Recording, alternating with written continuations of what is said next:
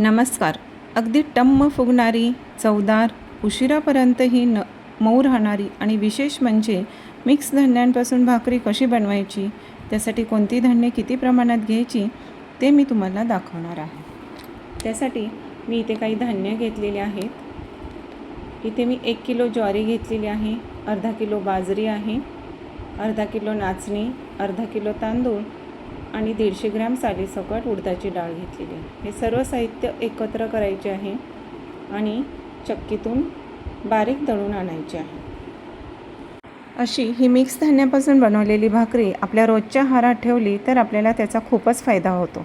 आपले आरोग्य चांगले राहण्यास मदत होते, हाडं मजबूत होतात. तसेच या पिठापासून आपण भाकरी व्यतिरिक्त थालीपीठ, धपाटे असे वेगवेगळे पदार्थही बनवू शकतो. लहानांपासून मोठ्यांपर्यंत ही भाकरी नक्की आवडेल याची मला खात्री आहे.